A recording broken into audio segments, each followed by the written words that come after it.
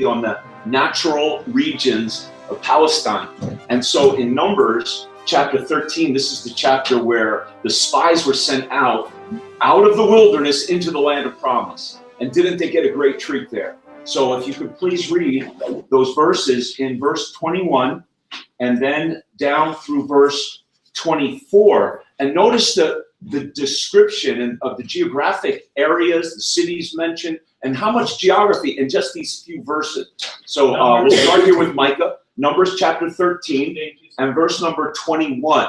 And so we'll read, each one can read a verse down to verse 24, beginning with Micah. So they went up and searched the land from the wilderness of Zin unto Rehob, as men came to Hamath. And they ascended by the south and came unto Hebron, where Ahiman, Sheshai, and Talmai, the children of Anak, were. Now Hebron was built 7 years before Zoan in Egypt. And Anak, by the way, was an Anakim, right? One of the giants of the land. Okay? And so then, Sister Ellie, could you please read? Then they came to the valley of Eshcol, and there cut down a branch with one cluster of grapes. They carried it between two of them on a pole. They also brought some of the pomegranates and figs. The place was called the brook Eshcol because of the cluster of grapes which the children of Israel cut down from thence. Okay, so just in those few verses, what kind of geographic detail do you see in those verses? It's very fertile. Okay, Ellie? Fertile. Okay, so yeah, very fertile. I mean, huge grapes. Juicy. Don't you want to have one? Wouldn't you just like to sink your teeth? I think those grapes were as big as grapefruits, you know. I don't know the way they're described here. Okay, what else?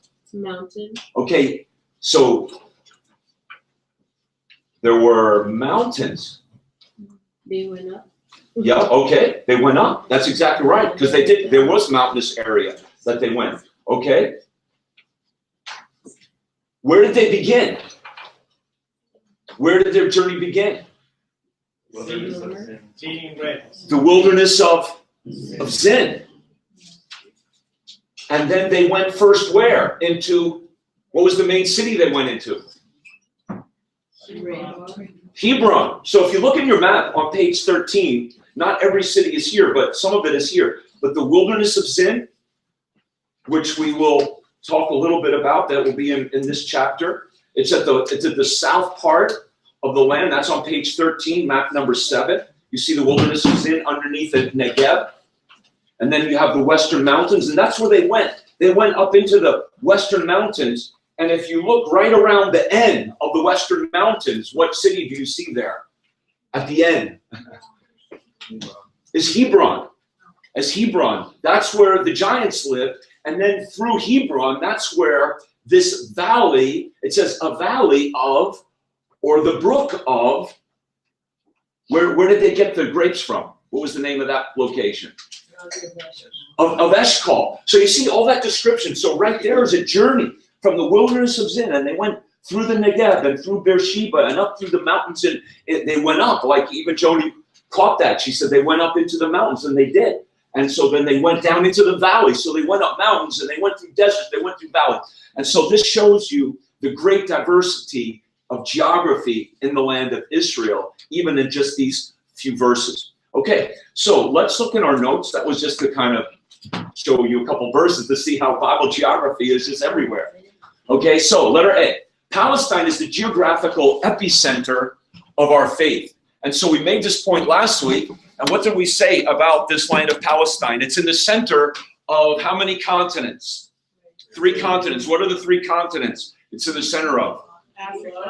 Africa, Asia, and Europe. And then we said because of the difficulty of travel, what's here?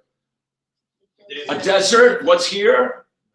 The water, the Mediterranean Sea. So for them to be traveling, remember even when Joseph went out to look for his brothers, who was traveling along that way? Just happened to be.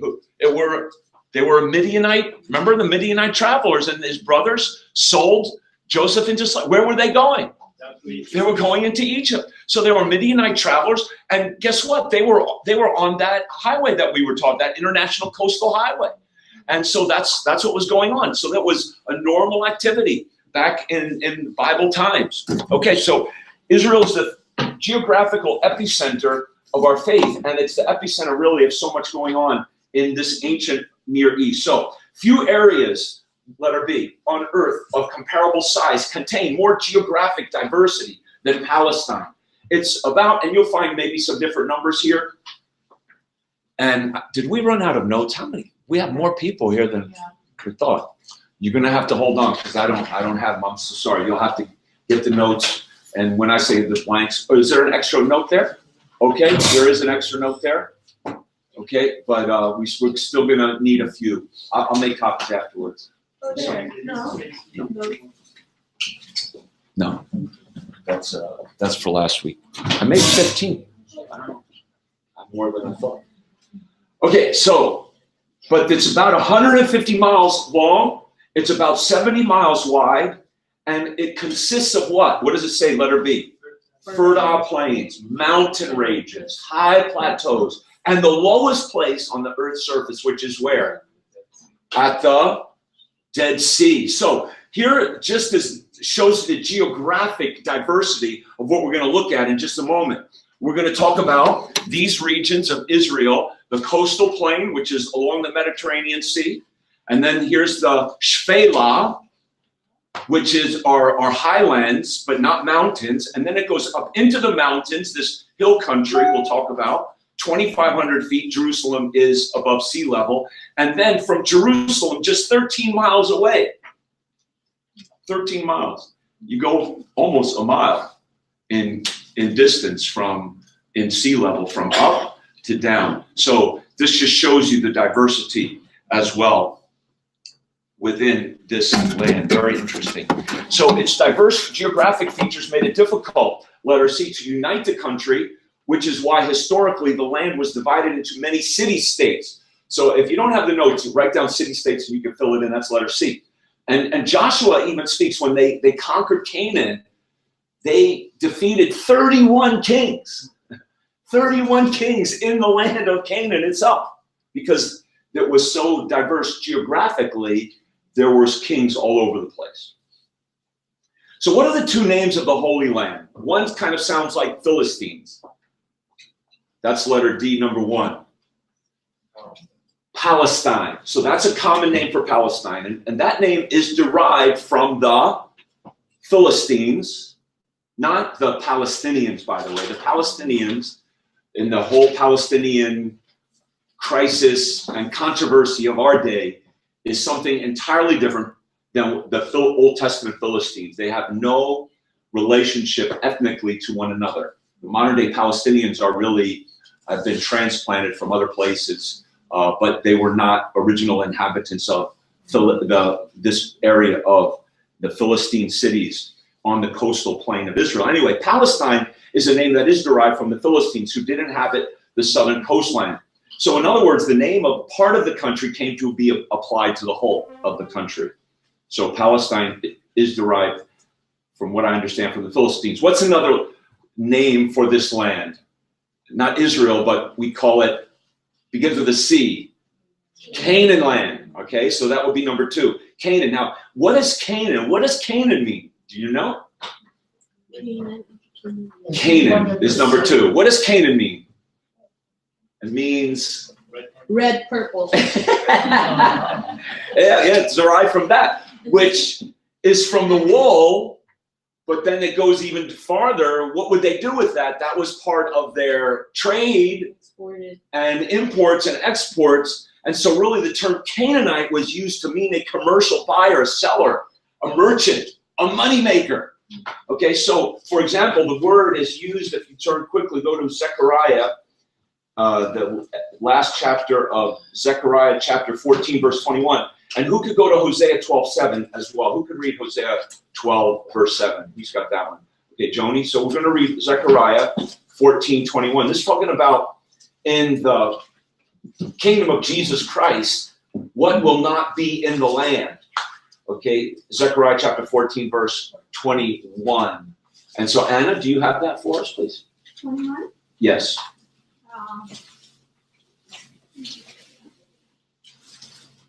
Yea, every part in Jerusalem and in Judah shall be holiness unto the Lord of hosts, and all they that sacrifice shall come and take of them, and cease therein, and in that day there shall be no more the Canaanite in the house of the Lord of hosts. Okay, no more the Canaanite, and from that verse there's a negative connotation.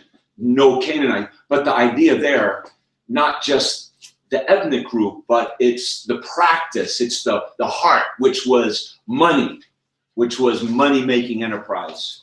And that's not going to be the focus of the kingdom of Jesus Christ. It's not going to be about merchandising. The Canaanite will not be in the land. So that's the idea of the Canaanite. Now, in Hosea, it's also an interesting verse. The English word is not Canaanite, but it is the same Hebrew word in Hosea. If you turn there, and you could even make a note of this.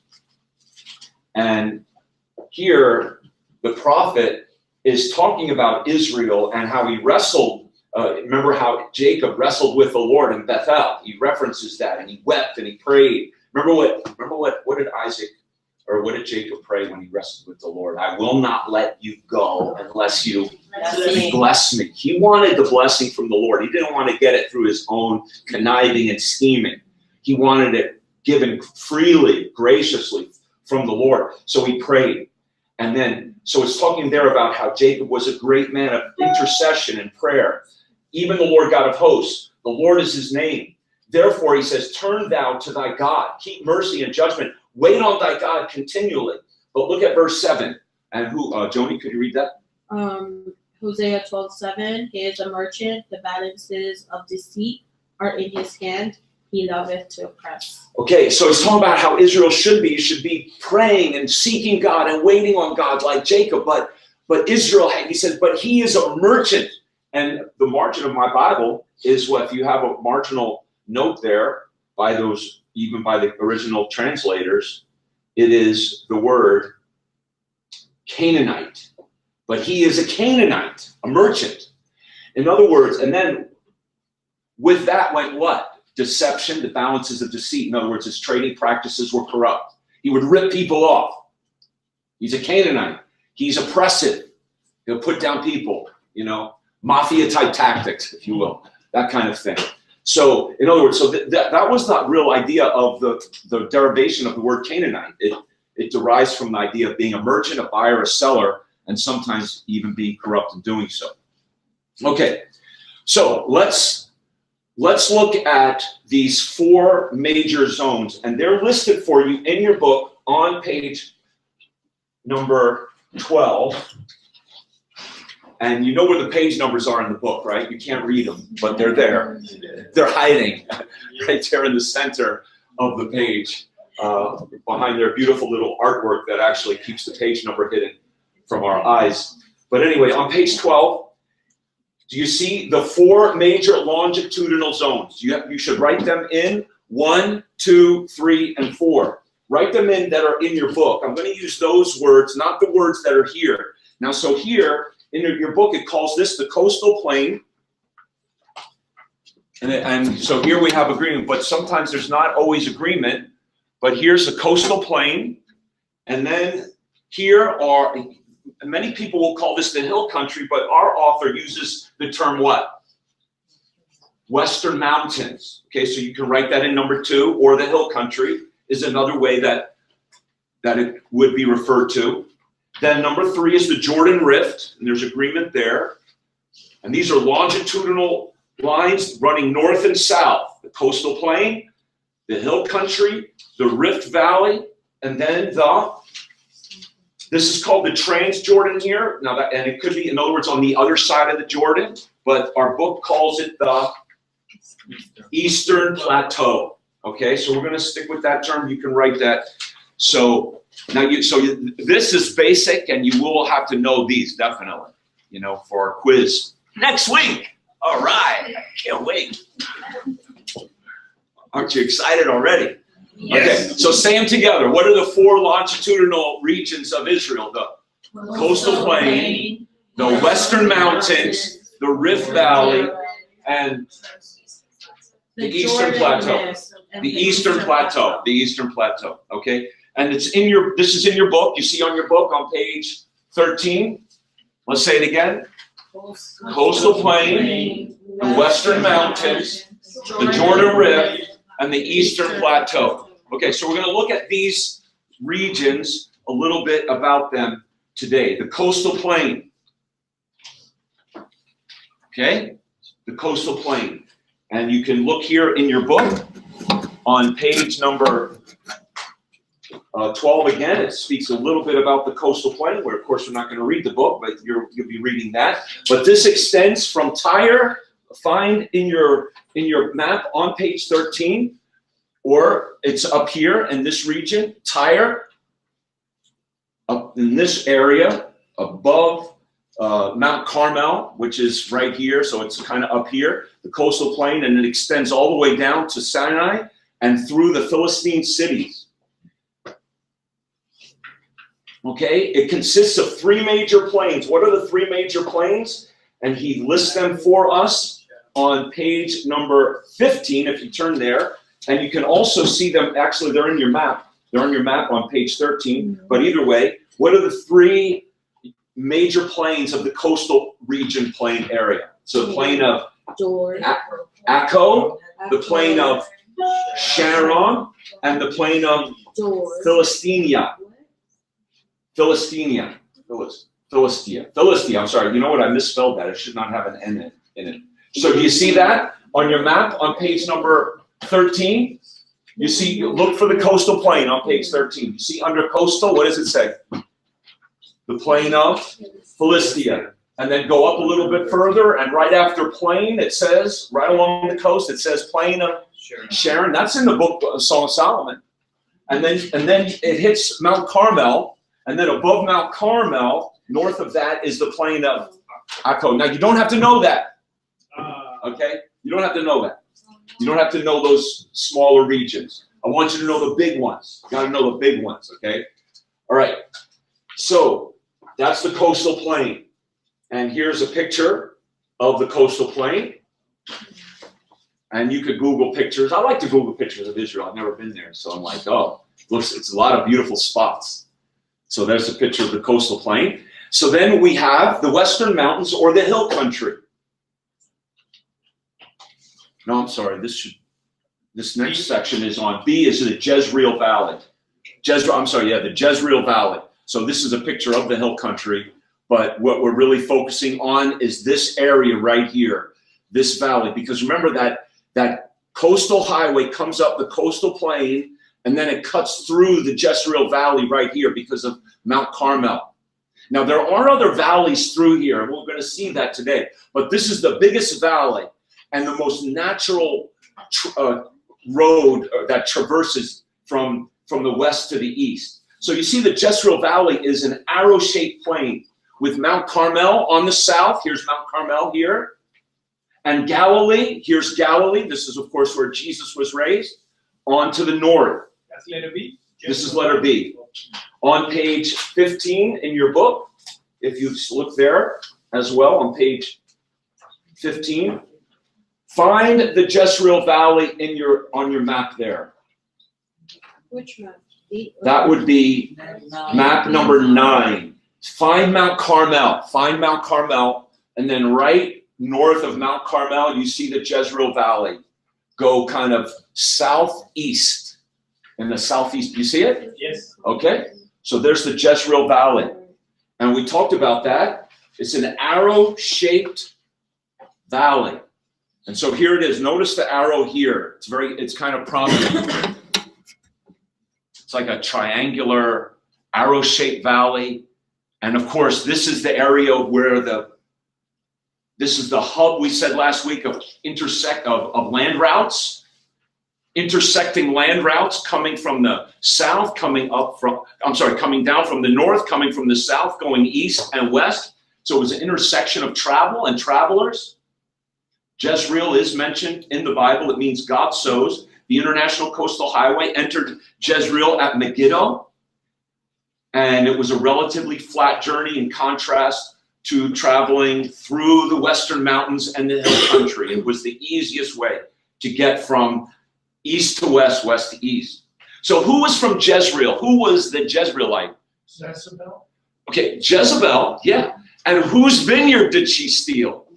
Naboth was a Jezreelite. So that's letter number 6.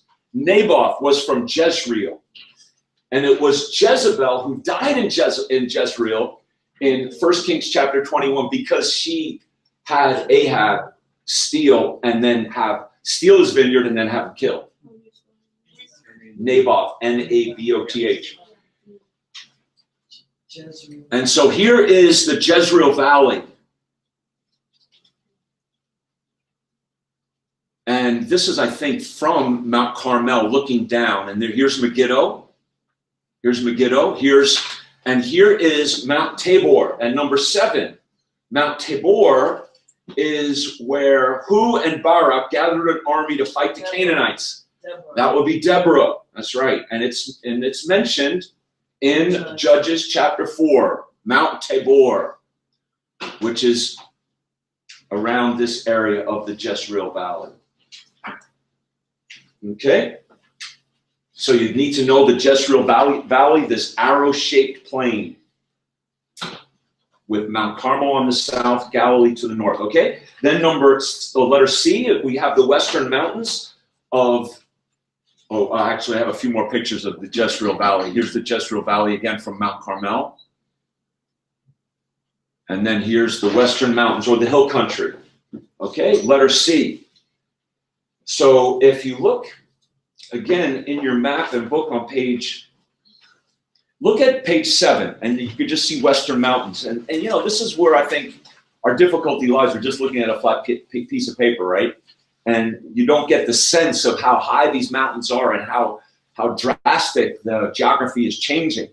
But we just talked about, remember how the coastal plain is sea level. And now you're going up into the mountainous area. And basically the western mountains traverse the whole western side of Israel before you go down into that Jordan Rift Valley. So it gives you a better idea of this as well. Now if you turn to page 14 and you see the cutoffs of each one. Now the bottom, so you see how these are, like map number 8, you see, and it has 3 sections. So those 3 sections are the sections on that page. So the bottom section relates to the bottom on that map 8, and the middle to the middle, and the top to the top. And you could see that, like the bottom section here, what's this body of water here? That would be the Dead Sea. The body of water at the top map is what? The Sea of Galilee. Now, so do you see where they're different? You see where the Dead Sea is? It's in the southern part, and the Sea of Galilee is in the northern part of Israel. Okay? But you see that the mountains on the western side, the hill country mountains, the western mountains, go all the way up from Judah through Israel, and even into Galilee are these western mountains.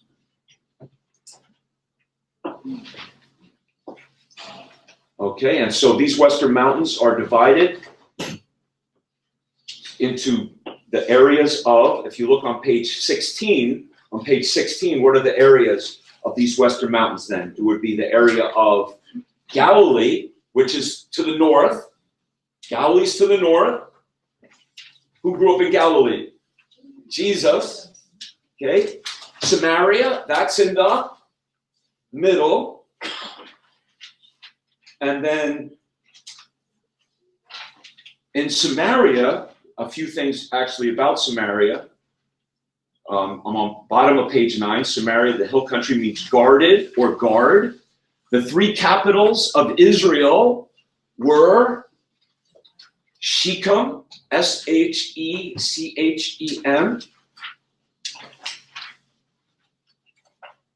And let's see if we can find these on our map. This would be map 10.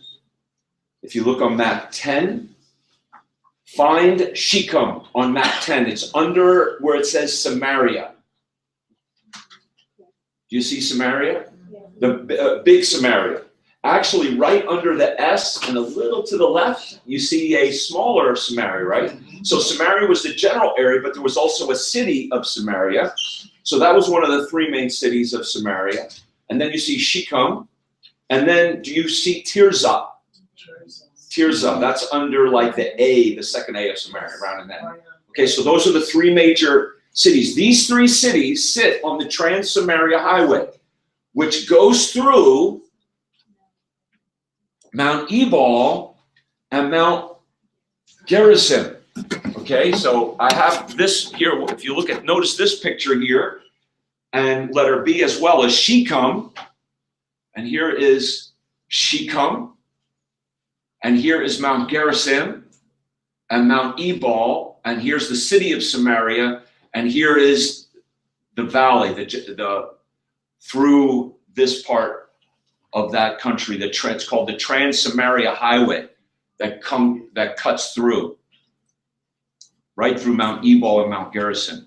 So this was the scene of the blessings and curses. Remember when Israel went into the land of promise?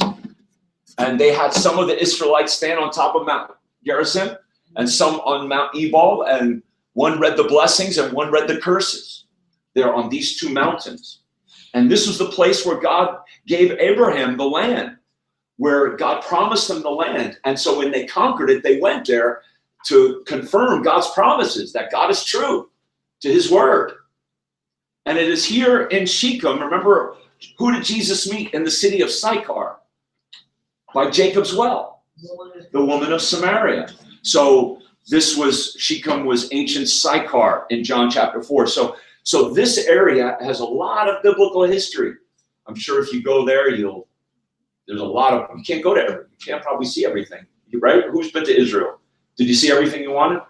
No, but I saw that. Oh, you did see that? You did there? House was pretty good. Is this okay?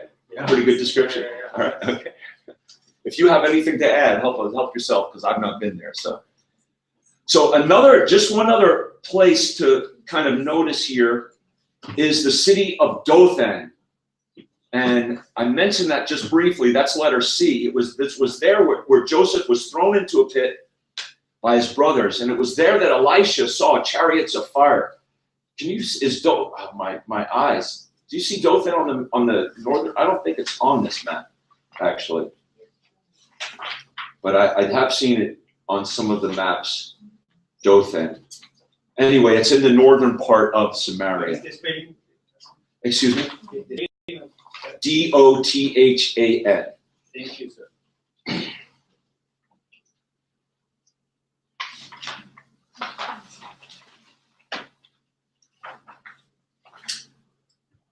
And that's north of Samaria, Pastor? Yes. Somewhere in the northern part. You know what? Am I looking at the right? Here, wait. Map 10.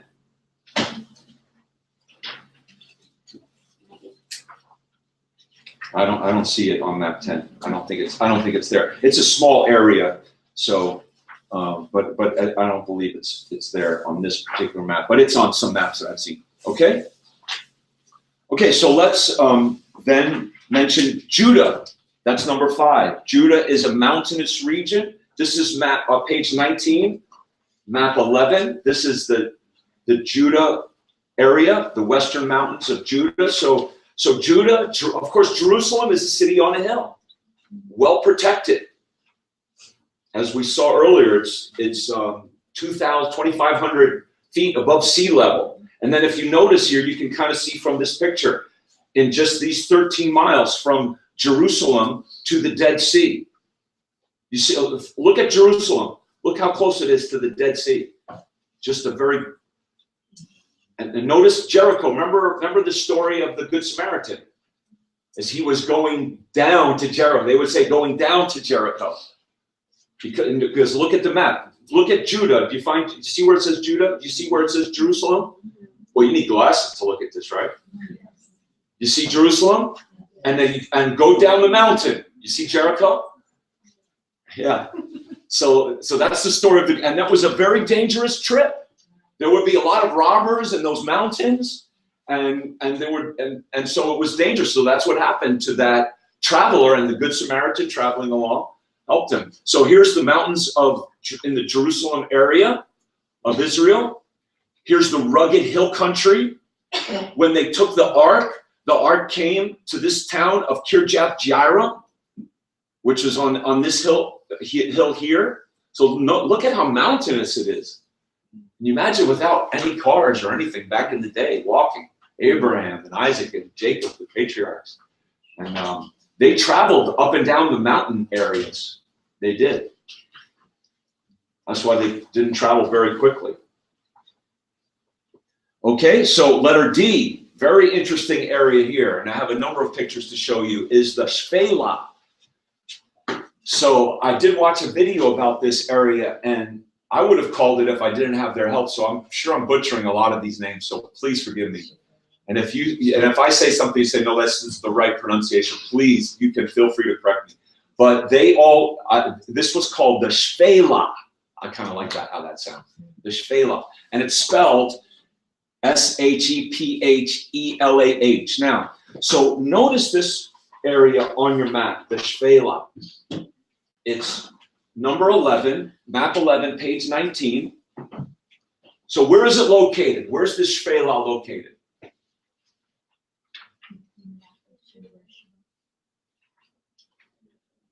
Now we said there's 4 major regions, but now we're also talking about a few other minor regions. We talked about the Jezreel Valley that cut across. So this is not one of those major north-south regions. But it's between what? It's between the coastal plain and the western mountains. So this is the lowlands. It's foothills going up into the mountains. So it's higher than the coastal plain, but not up into the mountains yet. It's the foothills of the mountains. It's kind of like Kabam Gahan to Tatan Dayan. Okay, that was the foothills when we were in Palawan. Okay, so now this was a buffer region, and the Shephelah is very, very important in the history of Israel. Many, many things happened here, and I'm going to list a number of them very quickly. So you have the Philistine cities here, and you have Jerusalem here. This was the capital city and what Israel had to protect at all costs. When Babylon came, when Assyria came, when Babylon came, they would come into the Shephelah and try to take Jerusalem from there. So these cities were very important in the protection of Jerusalem as well. And so that's something very interesting to follow as you do read your Bible. We'll just look at a few of these verses. So this is a buffer region, 40 miles long, to protect Jerusalem from the Philistines here, from Egypt down here, from whoever might be attacking, the Syrians and the Syrians or the Babylonians. 8 miles wide between the Philistine hill country, between the coastal plain, the Philistines, and the hill country of Judah. There were 4 major valleys in this Shephelah area. First is the valley of who lived? Where did Samson live? He lived in Zorah, and he said, go take a girl for me. Well, I'm not going to tell you the answer. Look in Judges chapter 16, verse 4. That's the answer. What valley is that? Judges chapter 16 and verse 4.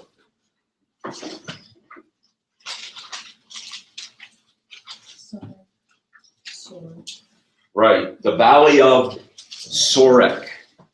This is where some of Samson's exploits took place. So you could see this now. This is kind of a little, there's a lot going on here. But this is where Samson was born, in Zorah. And if you read the last verse of the book of Judges chapter 13, who could get the last verse there? Like Judges 13 and what, verse 25? Who's got that? Judges 13, verse 25. What does it say there? And the Spirit of the Lord began to move him at times in the camp of Dan between Zorah and Eshtaol. Okay, so here's Zorah, and that's where he was born. And here's Eshtaol. So between this region, and here's the Sorek Valley in the region of Dan when they divided and gave the lots. So here's the Sorek Valley. This is where Samson did his exploits. Now, also in the Shephelah, what valley did David fight Goliath? What was that valley? 1 Samuel 17:19. The valley of Elah. Okay, so here's the Sorek Valley. And then here's the valley of Elah. Wait. Yeah, David. Yeah, right there. Yeah. Oh, yeah, Elah Valley right here. See that? So there's valleys. So if you lived in this region, like I said, the main area to cross would be that Jezreel Valley. It was a big, wide open plain. But not everybody lived up in that region. So they had these smaller valleys where people who lived up in the mountains. And when you live in the mountains, guess what? It's like those guys when we were in the Philippines. They can climb those mountains like nothing. I was like, you know, but for them it was like a little walk in the park. So I'm sure the same thing. If you grew up in this region, you're used to living and traversing these mountains. But they had these valleys, and it was here where David chose 5 smooth stones from the brook, and in this valley of Elah defeated Goliath. Okay, so it was also here where the Ark of the Covenant was taken from Shiloh up here in the Shephelah, and then they brought it down to these Philistine cities. Remember when they got hemorrhoids? Some kind of hemorrhoid. I think that's hemorrhoids. They didn't have preparation H or so. But anyway, they got sick, and they were like, they got to get rid of the ark. So that it was the ark came from Shiloh. You know, that's an interesting study to see the traveling of the Ark of the Covenant when it was taken. Remember, in the days of Eli, and it went to these different Philistine cities. That went from Ashdod down there to Gath and up here to Ekron, and then it went through the Sorek Valley, and then it went over here to Kirjath Jearim, to that mountain I showed you before. Remember that mountain? I said that's where the Ark, and it was there for a period of time until David brought it to Jerusalem. Okay, so this was in this area. The foothills of the western mountains, the Shephelah, where the Ark of the Covenant was transported. So this area was vital to the security of Judah and Jerusalem. So notice, Rehoboam fortified many cities in the Shephelah in order to protect Jerusalem. So if you look even here, look at 2 Chronicles and chapter 11. And this is serious Bible reading, because I mean, if you're reading your Bible, you usually just read right over this and you say, I can't even pronounce those names. So let me just read on. I don't even get a blessing from that. But, you know, when you think about what he's doing, it makes a lot of military sense. There's a lot of wisdom to what he's doing. So look what it says in 2 Chronicles chapter 11, verse 5. Are you there? It says, and Rehoboam dwelt in Jerusalem and built cities, watch this, for defense in Judah.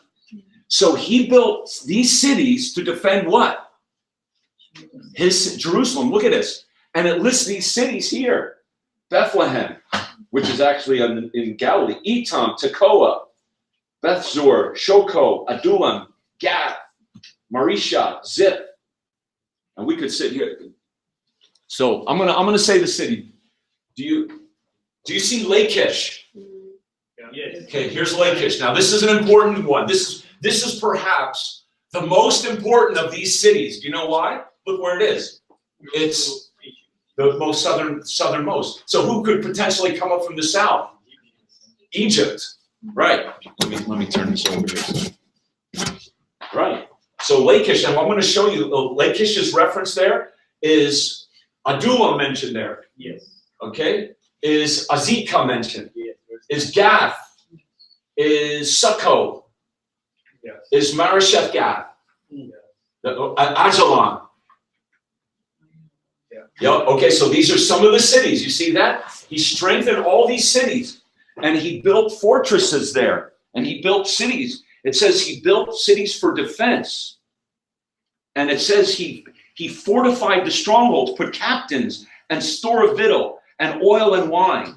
He put shields and spears, exceeding strong. So that made the whole country stronger, and Jerusalem a stronger city as well. So the Shephelah was very important. So when, for example, when Sennacherib came, Sennacherib was the king of who? Assyria, remember, it was Assyria that first defeated and destroyed the northern kingdom, and then they came and they attacked Jerusalem. Remember the Assyrians? It's in the book of Isaiah. And they came and they sought to defeat these cities of Lachish down here, and Gath, and Azekah, and Ekron, Timnath. And they sought to get these first to fall in order to defeat, ultimately, Jerusalem. Okay, you look at this verse, please. Go to Isaiah. We'll just look at this one verse, Isaiah chapter 36. And I think this pretty much clarifies it, shows it pretty clearly.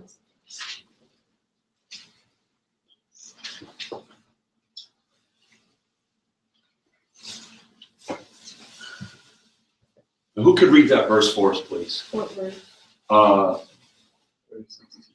Isaiah chapter 36, verse 2. When the king of Assyria sent a representative with a great army from Lachish to King Hezekiah at Jerusalem, and he stood by the aqueduct from the above pool on the highway to the fuller's field. Okay, so here is the Syrian army comes down this coastal highway, and it comes to Lachish, which is in the southern region. And then from there, they go up to attack and where did Jerusalem go? I just saw it. Oh, Jerusalem, right here. So here's Lachish, and here's Jerusalem. But that was their military strategy. Isn't that interesting? So this was like a stronghold city in the southern part of the Shephelah. And if they could get Lachish to fall, and remember what they did is they got these cities to fall. They got all these cities to fall. And then they surrounded Jerusalem over here. But then what happened? Remember what happened? God sent who? God sent the angel and killed 185,000 Assyrians. And we have great psalms like Psalm 46. You know, be still and know that I am God. And those are the psalms of Hezekiah during that battle when God delivered Hezekiah from the Assyrian army. But when Babylon came, it wasn't, they did the same thing basically that the Assyrians did. They came and they attacked Azekah and Lachish, and then they finally did, of course, ransack and destroy Jerusalem. So similar thing, okay? So this is a very important area. A lot of things happen there, right? So I hope this will help us even as we read the Bible to pay attention to cities and areas and the valleys and so forth, and the geography and why it's important. Okay, letter E is the Negev, N-E-G-E-B. And really the most important thing about this area of the Negev, and I'll hit this pretty quickly, is that this was the region around Beersheba, first of all. And this is where Abraham and Isaac sojourned in this region. This is, I don't have it on the map up on the screen actually, but it's in your book on maps 11 and 12. You see where the Negev is? It's at the very bottom of map 11. That's on page 19.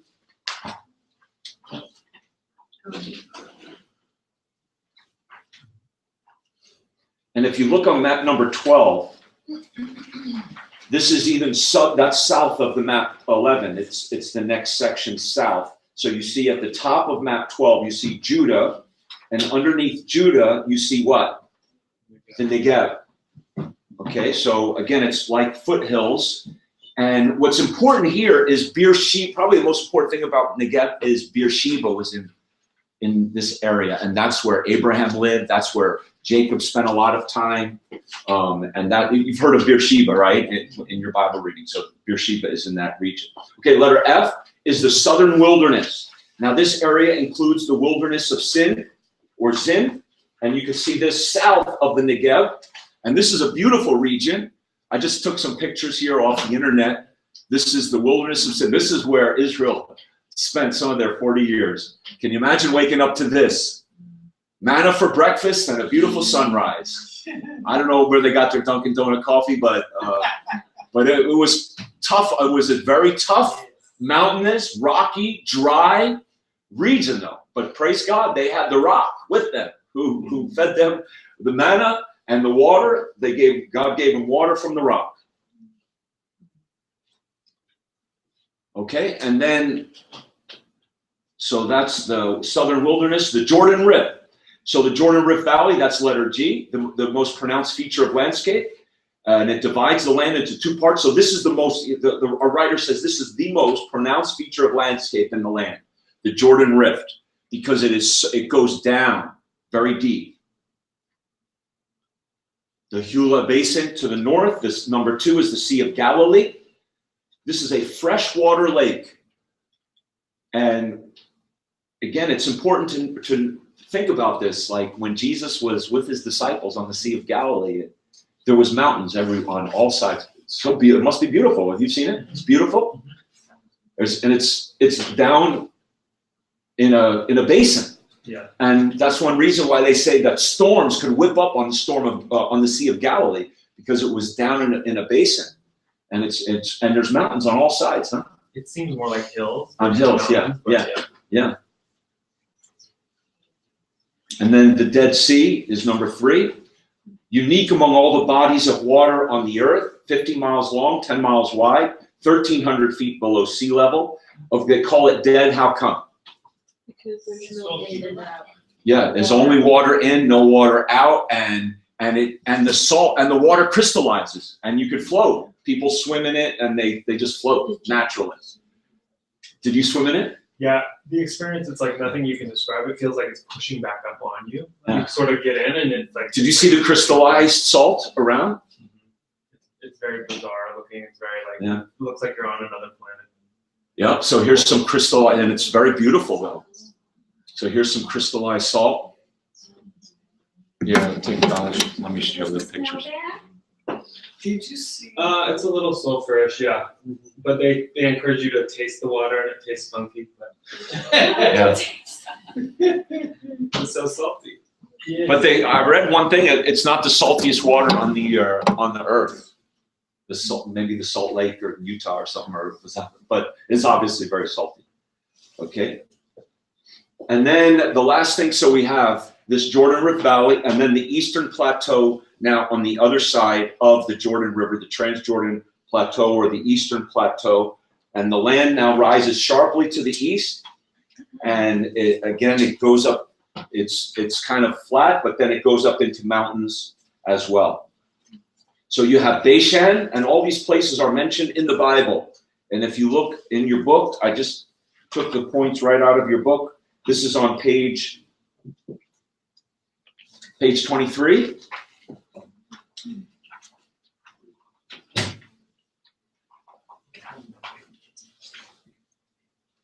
Bashan.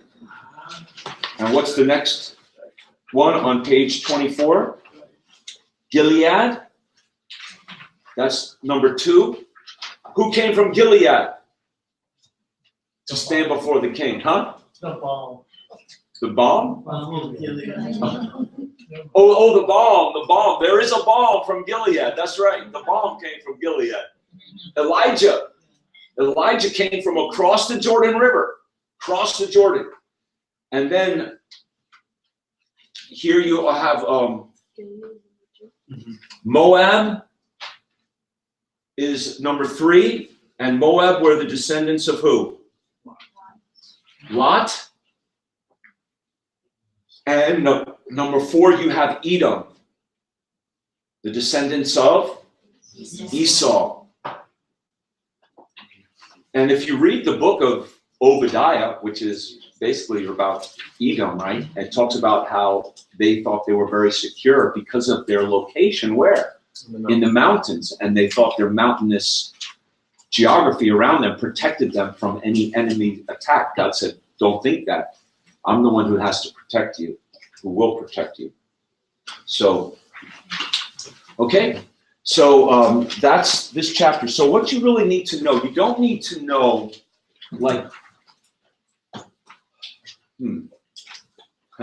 Okay. So you have to know the major regions. And you need to know that the Sea of Galilee, and the Dead Sea are a part of that Jordan Rift Valley. And you kind of already know that, so I'm not asking you to kind of know anything you don't know already. You don't have to know every point that I made about the Shephelah, though, but know that the Shephelah is a lowlands and a buffer region. Know that it's a buffer region, and know that Samson and David did exploits there. How about that? That's letter D, page 10. So know 1, 3, and 4 around there. Okay, then you just know the main points here. Know the Western Mountains and the Jezreel Valley, arrow-shaped. Know a key feature, of these things. It's only a few pages. You got that? You guys are brilliant. You guys are scholars. Okay, and then the verse is Ezekiel 5:5.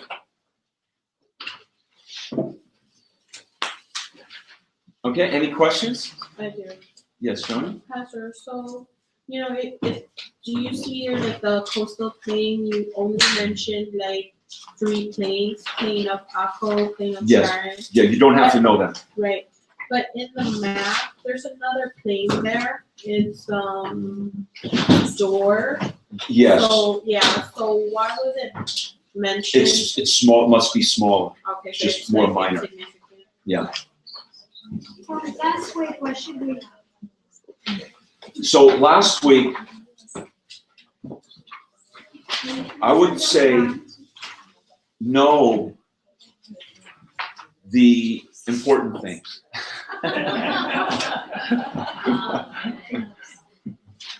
Okay, for example, I'm going to tell you the important things. Page 3, letter B. Go fast now. 3 continents. Know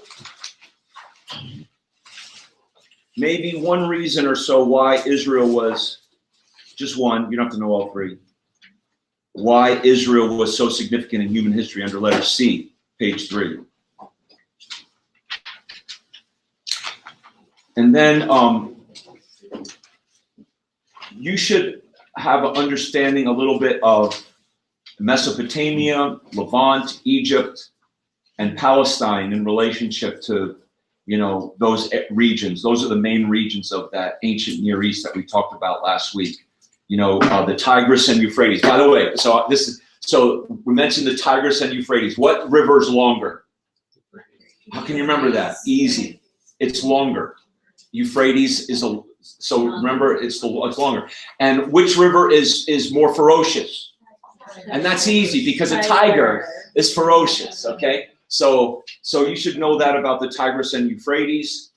And what were the letters that were written by the Canaanite kings to the Pharaoh? On page 5, letter C. The Tel El Amarna letters. Those are important letters, like when you study Old Testament survey and history, and they come up in a lot in books that I've seen through the years. So it might be good for you to know a little bit about that. And that's good. You don't have to know all the details, but do know the coastal highways, especially these 2. The international, okay, so for point 6 on page 6 and 7, the international highways, know A and B, which are the International Coastal Highway and the King's Highway. They were referenced in our book.